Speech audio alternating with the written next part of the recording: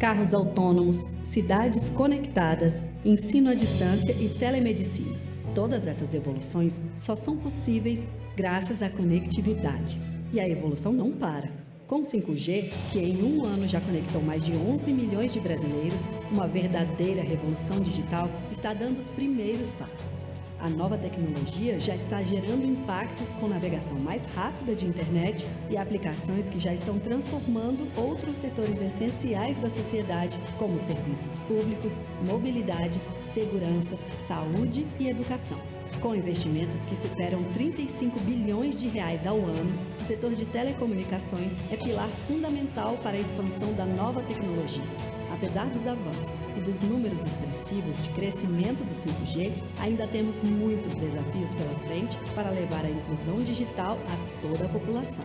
Para endereçar questões regulatórias, investimentos privados e criação de políticas públicas, é preciso envolver todos os setores da sociedade para construir bases sólidas para que os avanços tecnológicos alcancem o maior número possível de brasileiros. Nessa revolução digital, o setor quer incluir a todos. Esse é o objetivo do painel Telebrasil Summit 2023. É aqui que os CEOs de grandes empresas, líderes, autoridades e governantes vão debater os temas mais importantes para o desenvolvimento inteligente do Brasil.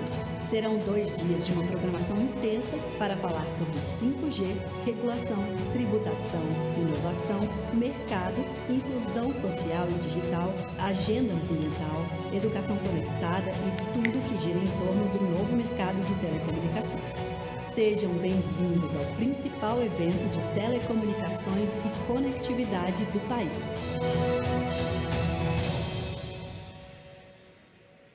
Muito bem, retomando então as nossas atividades aqui no painel Telebrasil Summit, nós informamos que este evento conta com a cobertura da agência Conexis. Aliás, vocês podem acompanhar tudo o que está acontecendo nessa edição no site paineltelebrasil.org.br, e nós lembramos ainda que vocês podem acompanhar pelas redes sociais, inclusive marcar nos seus posts o perfil oficial, que é o @ConexisBrasil Digital, ou apenas incluir na sua publicação a hashtag Painel Telebrasil. Muito bem, agora nós teremos uma sessão de keynotes especiais, com apresentações que com certeza vão ajudar a pontuar algumas das principais mensagens que nós temos aqui neste evento. Para começar, nós convidamos a todos a assistirem uma mensagem enviada pelo Comissário Europeu para o Mercado Interno, Thierry Breton, que já foi ministro de Economia da França e também CEO da France Telecom, dentre outras posições de liderança que ele ocupou no setor de telecomunicações. Hoje é uma das principais vozes atuantes nos debates sobre sustentabilidade do ecossistema digital na Europa. Vamos lá. Ladies and gentlemen, excellencies, it's a great pleasure to speak at Panel Telebrasil Summit 2023. As the European Commissioner for the Internal Market, I am, among others, in charge of the EU's activities in the digital field, a space which knows no borders. And that is exactly why we need a global approach. This is a perfect moment for the EU and Brazil to work together and look more closely at our joint activities. The EU and Brazil face indeed similar challenges in the digital field. The EU has been at the forefront of meeting these challenges. We have worked intensively to design new rules and to develop new technologies for the digital transformation. One of our biggest and shared challenges is the impact which powerful yet largely unregulated digital spaces and online platforms have on our lives. The European Union has chosen to be proactive and restore trust and safety in the digital space. No online platform should feel it can behave as if it was too big to care. This is why we adopted the Digital Markets Act and the Digital Services Act. They are centerpieces of the European rulebook for the digital economy. With these two acts, we are reorganizing the digital landscape, bringing fairness, choice, and safety.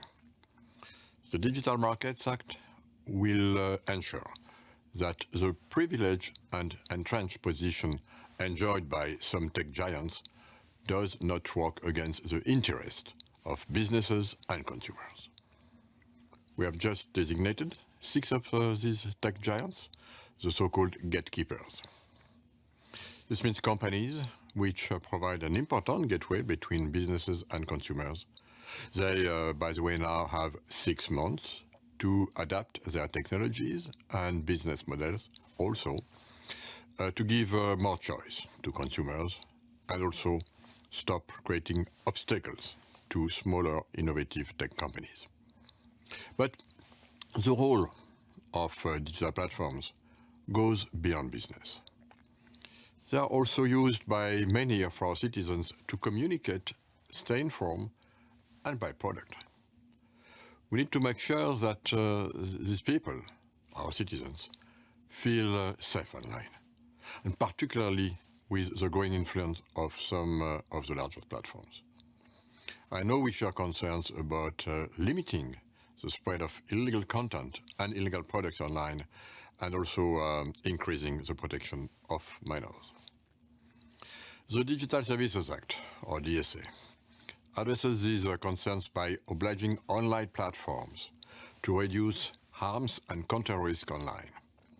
It introduces strong protection for users and places digital platforms under a unique new transparency and accountability framework. The DSA also provides a framework to fight disinformation in terms of both content moderation and algorithmic application. The DSA also provides a framework to fight disinformation in terms of both content moderation and algorithmic amplification. DSA is now legally binding on 19 very large online platforms, and we see it already producing concrete effects. New flagging mechanism for illegal content, more ad transparency, and more options for users. I know that Brazil has one of the highest numbers of social network users in the world, with about 170 million people, more than 75% of the country's population. I'm happy to exchange experience on organizing our digital space, and understand that Brazil has also been tackling disinformation through focusing on algorithmic transparency and, of course, the impact of artificial intelligence. We should pool our mutual expertise and engage actively to share the work of tackling disinformation. It is, of course, in our common interest that Brazil and the EU work together towards an alignment of the regulatory framework. In the current geopolitical context, we also face other challenges in the digital era. Europe is a growing target for cyber attacks. They aim to destabilize our systems and also disrupt our critical infrastructures.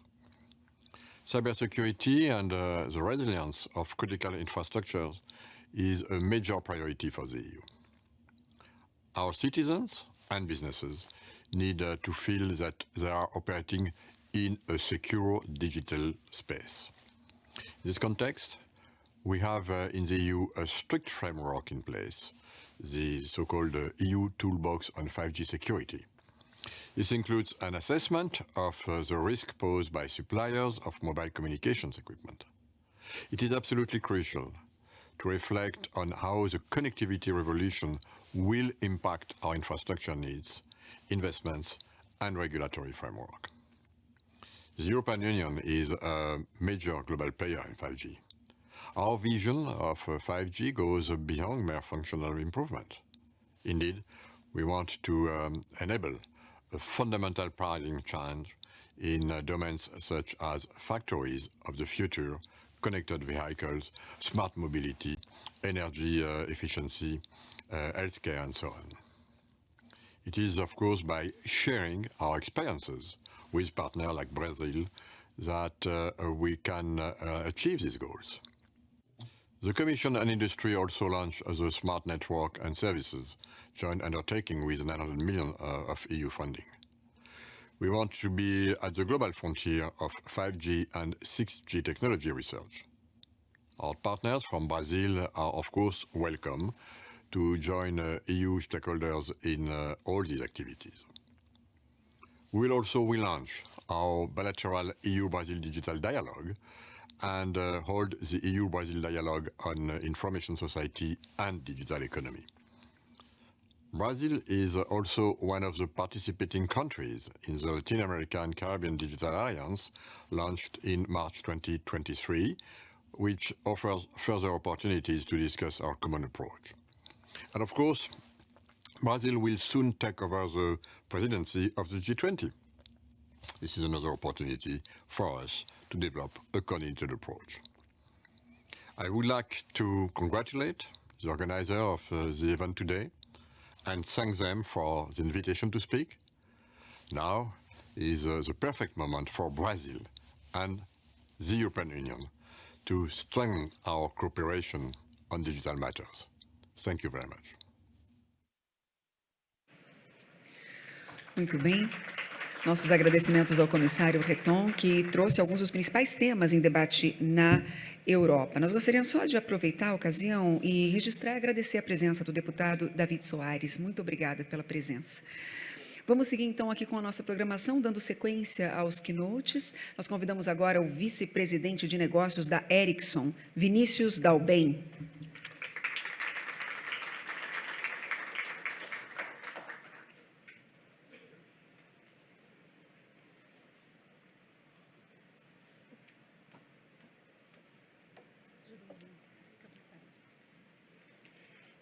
Bom dia, quase boa tarde a todos. É um prazer estar aqui com vocês. A gente vai tentar falar de temas que já foram tratados, foram abordados nos painéis originais e iniciais aqui, mas sob um ponto de vista um pouco mais da tecnologia, no nosso papel de liderança tecnológica e de provedor de tecnologia no setor. Prometo tentar manter o diploma e o DNA de engenheiro sob controle para não tornar muito maçante aqui a nossa conversa. Primeiro, como a gente quer posicionar a discussão, é que, pensando um ano atrás, no painel anterior, o Rodrigo esteve aqui nesse mesmo palco, a gente falou muito, trazendo experiências de outros mercados que já tinham começado com 5G, com o conceito de pace setter, que a gente via que nos mercados, os primeiros mercados, era importante manter o ritmo da implantação do 5G para que isso ganhasse escala rapidamente. Então, a primeira coisa que a gente gostaria de ver é fazer um balanço desse um ano. Como que foi isso? Eu não vou repisar tanto os números já foram falados bastante aqui. A gente quer fazer um balanço rápido de como que foi esse primeiro ano de 5G no Brasil, que é basicamente o outcome das pessoas dessa sala, em grande parte. Numa segunda esfera, fazer uma revisão de qual que é a próxima fronteira de crescimento, qual que é a próxima ascensão de crescimento, usando tecnologias que já estão disponíveis, não tem nada de ficção científica aqui, tecnologias disponíveis na nossa mão para abordar oportunidades de curto prazo. E numa terceira fronteira, ver para onde vai essa fronteira de crescimento, baseada em APIs. Eu não vou entrar aqui na nossa sopa de letras que a gente gosta no setor, mas vou falar muito do quesito de colaboração e da transversalidade do setor, que já foi abordado hoje nos painéis anteriores. Primeiro, os números aqui. Para quem é atento aos números, não há inconsistência com o número do Félix. O Félix citou 180, eu estou citando 172 aqui.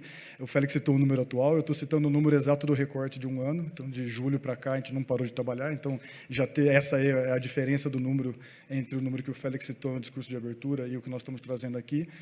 E, como já foi dito antes, fundamentalmente, isso é o trabalho muito desse setor. Há muito que se orgulhar, o Rodrigo colocou que há muito, tem que tirar um pouco o complexo de vira-lata, e há muito o que se orgulhar no que já foi feito aqui. Todas as operadoras estão muito acima das metas regulatórias e esse é um pouco o balanço desse primeiro ano. Mas ainda há muito mais para a gente fazer. Olhando um pouco para o futuro, num primeiro momento, em números globais, a gente espera, isso aqui é o último Mobility Report da Ericsson, a gente espera fechar o ano globalmente com 1,5 bi de assinatura 5G, que parece um número imenso, parece um número tremendo.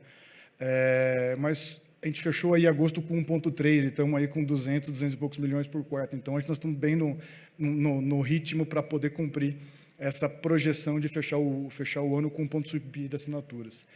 Falou-se muito de receita, de rentabilização do investimento. Nos últimos 2 anos, a receita nos top 20 mercados 5G cresceu 7%, residualmente acima da inflação ponderada nesses mercados, e tem ainda mais espaço para crescer. E 100 operadoras do mundo já estão oferecendo o serviço FWA sobre 5G, que foi um tema comentado aqui hoje também.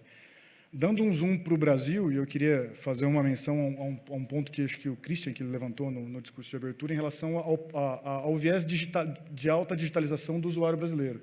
O usuário brasileiro, temos todas as dificuldades de universalização do serviço, mas para aqueles usuários que já são digitais, temos minutos de uso, quantidade de serviços digitais, todos de uma maneira muito mais presente e acima da média. Estamos abaixo da média de alguns países, como a Coreia do Sul, mas muito acima da média mundial. Se a gente olha esse recorte no primeiro gráfico, a gente está comparando, uma pesquisa que a gente fez, nosso Consumer Lab fez aqui para o mercado brasileiro, comparando os usuários 5G desse primeiro ano de uso do Brasil contra a média dos usuários 4G. Então, a gente parte de uma média dos usuários 4G já altamente digital e chegamos em um usuário 5G 10 pontos acima. Então, eu vou colocar um pouco de foco só naquela barrinha mais laranja ali em cima. Os usuários 4G, em média, 48%, um pouquinho menos da metade, usam 3 ou mais serviços digitais. Nesse primeiro ano de 5G no Brasil, a gente vê que os primeiros assinantes 5G já têm 10 pontos de uso de 3 serviços digitais ou mais na mesma linha. Descendo para lá de baixo, muito se falou sobre a monetização. Todos esses usuários foram pesquisados, investigados sobre o desejo e a ambição de pagar mais por esse serviço e como desejaria que esse serviço fosse atendido. E o que saltou é que existe uma grande demanda por customização, por personalização. Não existe mais pacotes de serviços que vão atender a todos. A gente vai estar indo para uma oferta de serviço muito mais granular. E 6 em cada 10 desses usuários estão dispostos a pagar por elas, contanto que o plano e o pacote deles seja customizado.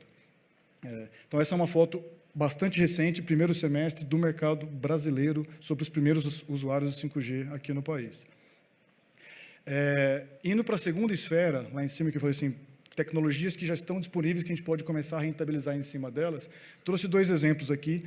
Não tenho a ambição de muito se fala qual será o killer application, o killer app do 5G, a gente não acredita que há ou haverá um killer app do 5G, a gente acredita que haverá um killer model para o 5G, nós vamos chegar lá, mas existem aplicações que já estão disponíveis que podem começar a ser comercializadas. Uma delas, o FWA, o acesso à banda larga fixa, através do espectro, através do investimento já feito.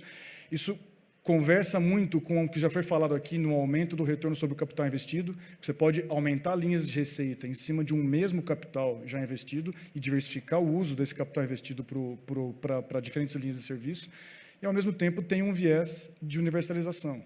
O Rodrigo comentou que já tem a fibra está muito difundida no Brasil, é fato, mas ainda existe muito a ser feito na oferta de serviços de banda larga fixa no mercado brasileiro, quer seja por dificuldades geográficas, por dificuldades sociais, por dificuldades econômicas, e chegar até essa população através do espectro, sem dúvida nenhuma, pode ter um efeito complementar enorme para a fibra que já está implantada. Indo mais para o lado direito, um segundo exemplo de redes privadas, a gente entende que as redes privadas elas não vão ter o mesmo potencial de ganho de escala, como um FWA pode ter, ou como outras aplicações podem ter, mas ela tem um papel muito importante, que é o primeiro ponto de contato entre o nosso setor e os outros setores que estão usando os nossos serviços. Falou-se muito aqui hoje de transversalidade, de como o nosso setor pode tocar outros setores da sociedade, e por mais que elas não escalem em volume, as redes privadas podem sim, e são os primeiros pontos de parceria, de conexão entre o nosso setor e os demais setores. E aí a gente evolui para tentar entender para onde vai esse setor, para onde vai esse mercado, como a gente pode, técnica e operacionalmente, exercitar esse aumento da transversalidade que a gente conversou muito hoje. Temos aqui 2 diagramas. Do lado de cá, eu vou chamar, uma licença poética, vou chamar erroneamente de mundo do 4G. Assim, esse marketplace de aplicações em cima dos telefones. Os telefones estão, todo mundo tem um telefone no bolso aqui, né?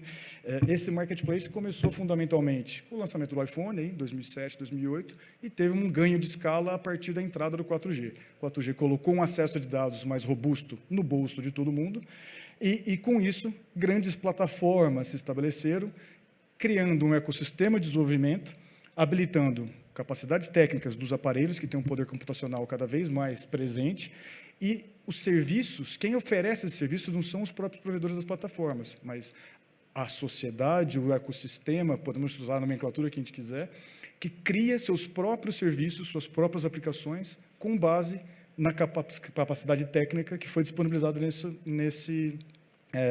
nessa plataforma. Isso trouxe, podemos olhar o copo meio cheio, meio vazio, isso foi muito importante, muito relevante para ser o driver de crescimento, da relevância do setor, da demanda de tráfego, da demanda da nosso papel na sociedade, e, ao mesmo tempo, gerou assimetrias, que já foram discutidas aqui, gerou descompensações entre setores que precisam ser equacionadas.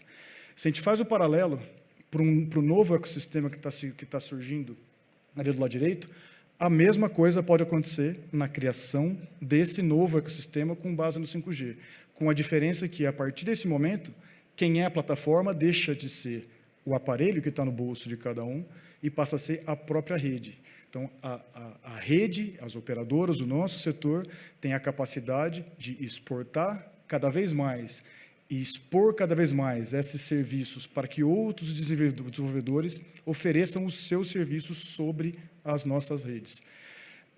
Qual que é o desafio aqui? Há um desafio técnico? Sem dúvida. Tá? O desafio técnico sempre foi presente no nosso setor e sempre vai ser presente no nosso setor, mas confie que temos bons engenheiros e bons técnicos para resolver os desafios técnicos.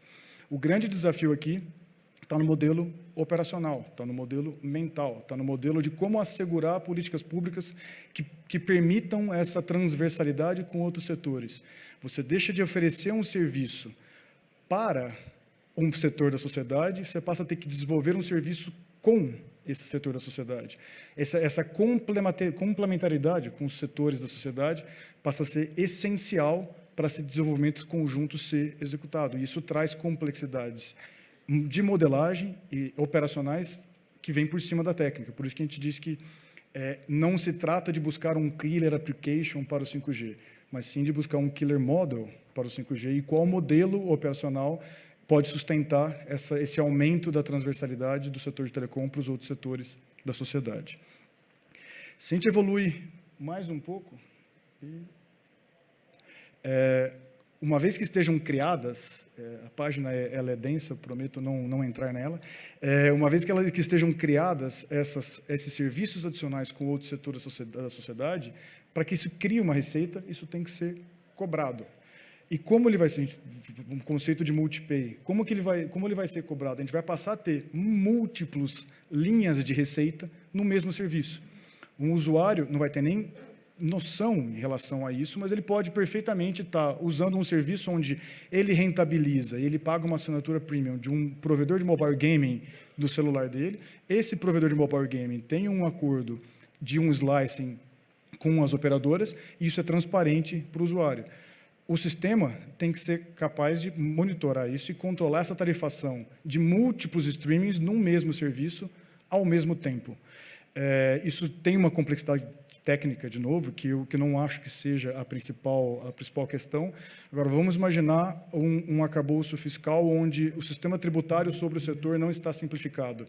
A hora que você pega uma mesma cadeia de serviço e amplia multipotenciais cobranças com atores diferentes por uma mesma cadeia de serviço, você pode escalar exponencialmente a complexidade do arcabouço fiscal também.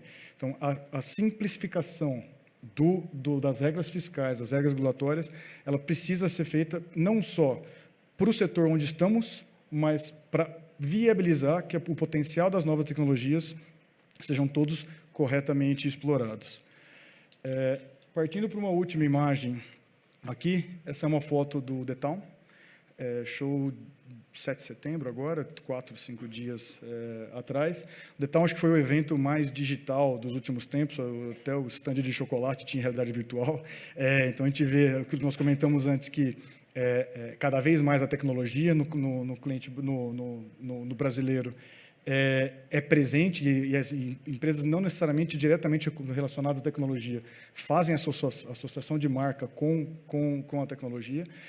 O Detal foi um marco importante também para nós. Tem um dado, não vou dar nenhum spoiler aqui, o dado é público. A gente fez a cobertura de 5G do Detal com a Vivo, uma cobertura dedicada, e fizemos uma ativação de um slicing para garantir a qualidade dos usuários que estavam assistindo o show e, ao mesmo tempo, permitir a cobertura do Grupo Globo, cobertura online dos repórteres. Isso foi feito com excelente performance ao longo de todo o evento. O que eu acho mais importante em relação a isso? A parte técnica? Não. De novo, temos todos no setor bons engenheiros, bons técnicos para assegurar que a parte técnica vai funcionar. A parte mais relevante que a gente enxerga aqui é que isso é um embrião da demonstração que os novos serviços, usando tecnologias disponíveis, os novos serviços vão ser feitos com os outros setores da sociedade e não só para os outros setores da sociedade. A gente, na Ericsson, está completando quase 100 anos. Esse ano foi 99 anos, ano que vem completamos 100 anos. Então, muito se falou dos 25 anos da privatização. Aqui a gente tem orgulho de estar 4 vezes isso no Brasil. E a gente não tem dúvida nenhuma que os próximos 100 anos vai ser uma geração de colaboração e não de prestação de serviços, e é para isso que a gente está no mercado. Obrigado, pessoal.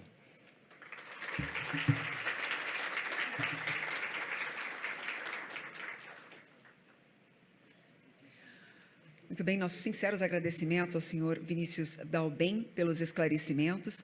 E continuando com as nossas apresentações especiais, nós teremos agora uma mensagem criada por inteligência artificial pelo CEO da Huawei do Brasil, senhor Sam Baocheng. E, em seguida, nós vamos contar com a participação presencial de Marcelo Mota, que é o diretor de cibersegurança e privacidade da Huawei Brasil.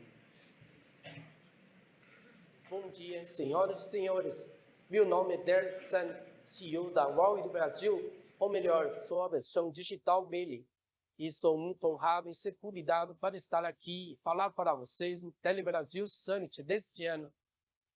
Como estou na China atualmente e viagem de negócios, só posso me apresentar aqui com a minha versão digital. Mas, em vez de lamentar e aproveitando a oportunidade, eu gostaria de reforçar que o que antes estava no imaginário das pessoas, agora está se tornando realidade. Hoje em dia, com o rápido desenvolvimento da cloud e da AI, testemunhamos como a tecnologia e as aplicações digitais estão produzindo impactos positivos na vida das pessoas e no dia a dia das empresas. Na Huawei, por exemplo, existem 12 mil contribuidores digitais, gerados por AI e tecnologias digitais, criando muitos novos valores e aumentando a eficiência na automação de processos e na assistência digital. A seguir, gostaria de convidar o senhor Marcelo Mota, CSO da Huawei do Brasil, para que ele fale mais sobre as novas tecnologias e a transformação digital no futuro próximo. Espero que gostem da apresentação e desejo a vocês tudo de bom.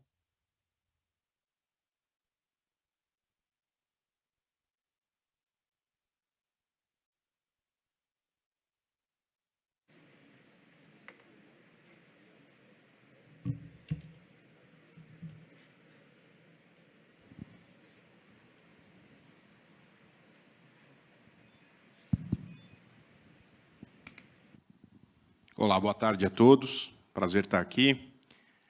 Gostaram do vídeo do Derek Sun em português aí? Acho que foi a primeira vez que ele se apresentou em português, né? E gostaria de enfatizar que isso que vocês viram, na verdade, não foi um vídeo. Isso foi uma criação digital, a versão digital do nosso CEO. Basicamente, a gente coletou alguns vídeos dele falando, né? Processamos essa informação, geramos a versão digital dele, tanto a imagem dele como também a voz, né? E a partir de então criamos então um modelo digital, aquilo que a gente chama de Digital Human, do Derek, né? E aí qualquer discurso que você queira proferir, você pode usar essa versão em qualquer língua. E esse é um serviço que estamos trazendo para o mercado brasileiro. Anunciamos esse serviço em Barcelona, no começo desse ano, né? E estamos trazendo isso aqui para o Brasil. E, portanto, existe aí uma série de usos possíveis para essa tecnologia, né? Que vai fazer com que versões digitais de nós mesmos, ou qualquer versão digital de qualquer coisa, os gêmeos digitais, né? Comecem a se estabelecer dentro do nosso mercado. Então, o processo é esse é um serviço que está disponível aí na nossa cloud, e trouxemos aqui a primeira demonstração disso por meio do nosso próprio CEO. Né? Bom, inteligência artificial está cada vez mais presente no nosso dia a dia. Né? Felizmente, a digitalização, o investimento em banda larga fixa e banda larga móvel fez com que esse cenário de grandes cérebros funcionando na nuvem, eles estejam cada vez mais disponíveis e acessíveis para grande parte da população. Então, basicamente, o setor de telecomunicações habilitou essa transformação digital, o que também acaba trazendo impactos para as redes, inclusive as redes móveis 5G. Então, construir rede, na verdade, é um dos pilares, né, dessa sociedade digital que a gente vem construindo aí ao longo de mais de 25 anos que estamos aqui no Brasil. E, realmente, o investimento ele começa com as redes. Né? Aqui a gente tem alguns exemplos de operadoras que fortemente investiram nas suas redes 5G. Né? Essas operadoras elas atingiram tiveram uma performance de mercado superior às outras que não investiram tanto, né? Ou seja, tiveram um crescimento de receita da ordem de 5% a 10% por meio desse investimento que fizeram nas suas redes 5G. Né? Investiram na migração de usuários do 4 para o 5G, com isso começaram a ter mais tráfego dentro das suas redes, né? E fizeram isso por meio de investimento em cobertura, principalmente nas grandes cidades, né? Como acontece no mundo e como está acontecendo aqui no Brasil também. Né? Então, em termos de negócios, né? O 5G ele propicia aí um aumento de ARPU, portanto, daí a necessidade de você também investir nessa migração. Né?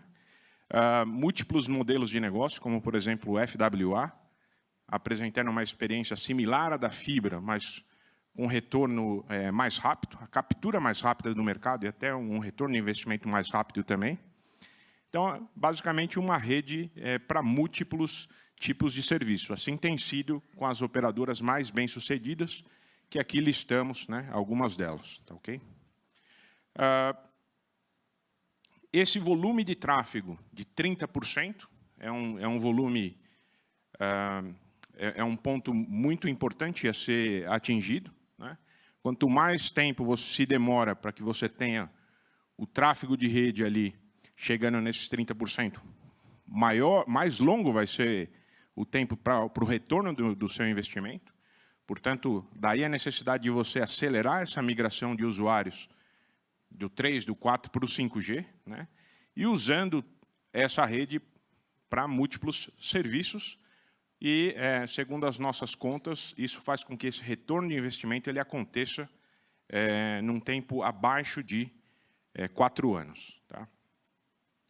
Questão de tráfego.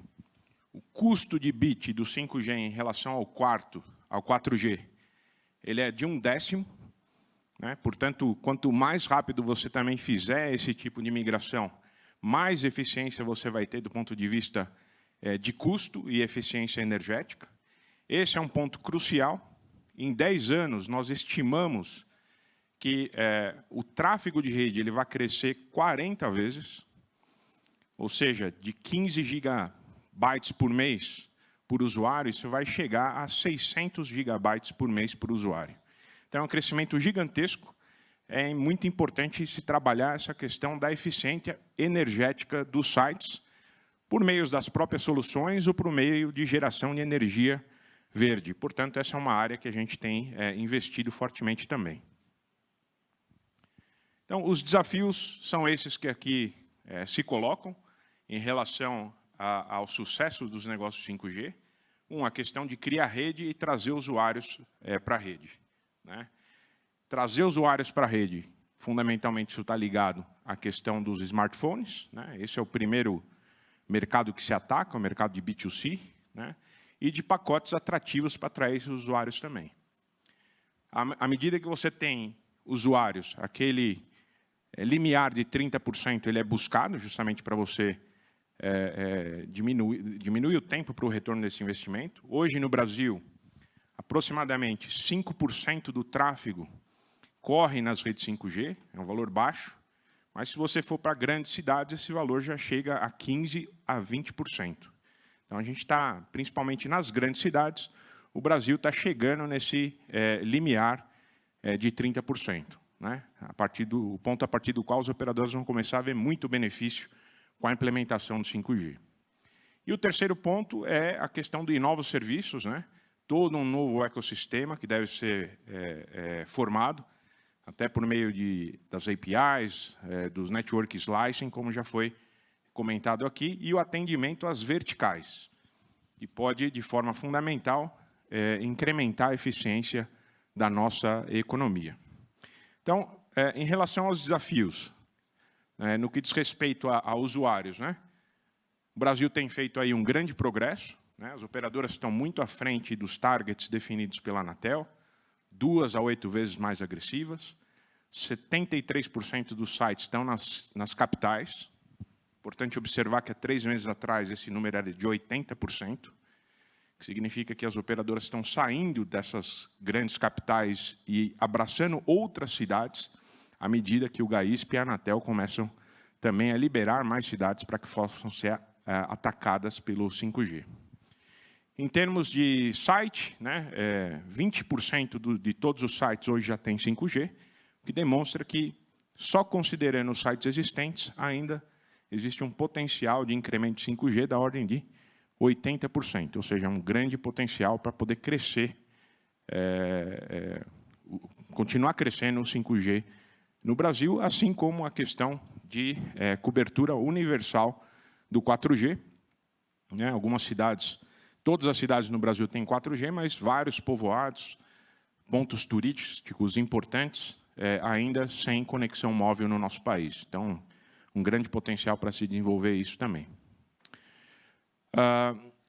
Não conectados. Segundo esses dados aqui, no Brasil existem aproximadamente 32 milhões de pessoas não conectadas ou conectadas com baixa velocidade. E aí todo o potencial do mercado do FWA para mais rapidamente capturar esse mercado, né, e levar conectividade, gerar valor para essas pessoas. Tá?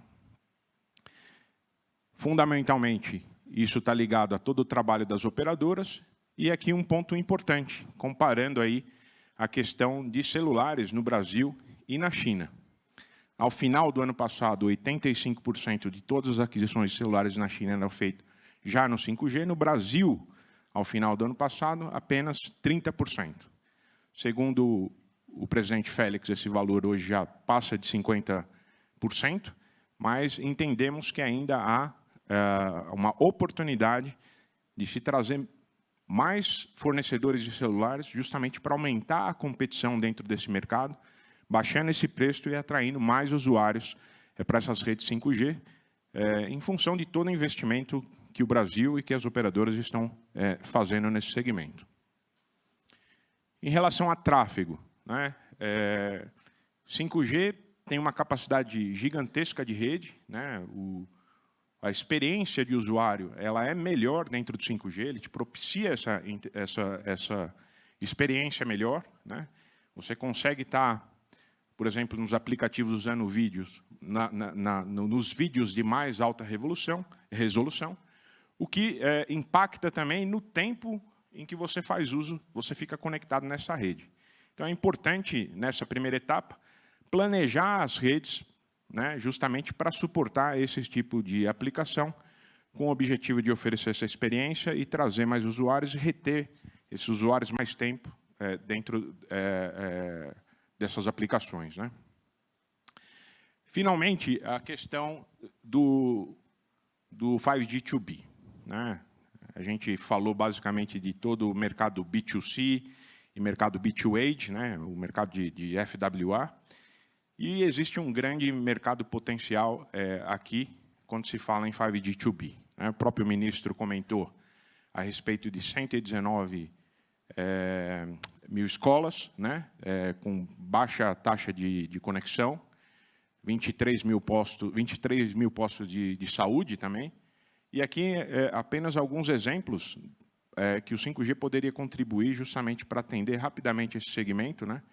Ou, por exemplo, até dentro de pedágios em estradas. Quem nunca foi surpreendido por falta de conexão e impossibilidade de uso de pagamento eletrônico nessas localidades, né? O 5G rapidamente poderia atender a esse mercado também. E o segmento,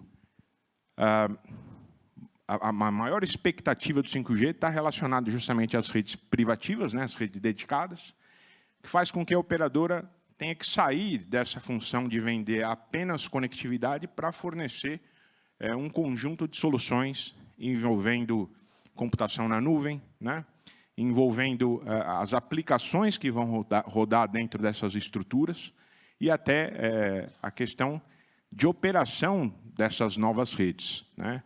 Visto que diversos desses segmentos, como agricultura, mineração, portos, etc., muitas das empresas, das equipes dentro dessas empresas, o core business dela não está associado a esse tipo de operação. Então, aí é uma grande oportunidade de se trabalhar conjuntamente com todo o ecossistema para trazer os benefícios dessa conectividade, né, para dentro dessas diversas verticais. Isso não se faz sozinho. Nós temos aí um grande desafio toda vez que encaramos um projeto desse tipo, porque temos que trabalhar com o ecossistema. Então, todo o nosso esforço tem sido no desenvolvimento de casos de referência para rapidamente replicar esses casos, né? Criando, portanto, todo um ecossistema de parceiros que nos ajudem a atacar esses mercados. Imaginamos que as operadoras também enxergam isso como um grande potencial e os nossos esforços fez com que a gente já recebesse aí, há menos de 2 semanas, 5 prêmios, né, da BDI e da Anatel, por meio de diversos parceiros, né? Ganhamos aí esses 5 prêmios de 12 fornecidos, o que demonstra todo o investimento que estamos fazendo dentro dessa área. Então, o resumo, né, daquilo que a gente imagina como sucesso para o 5G, está representado aqui pelo Guide, né, uma rede de gigabit, uma rede de alta capacidade, automatizada, justamente para facilitar a operação dessas redes cada vez mais complexas, e de eficiência energética, e de inteligente e diferenciável, né? Por meio de APIs, por meio de network slicing, tudo que o 5G promete e já está trazendo para o nosso mercado. Tá? Finalmente, a inovação ela nunca para, né? Como já foi mencionado aqui de manhã, nós estamos aí a caminho do 5G Advanced. Tive a oportunidade de ver isso funcionando recentemente na China com a Anatel, né? Realmente é impressionante as taxas que se atinge.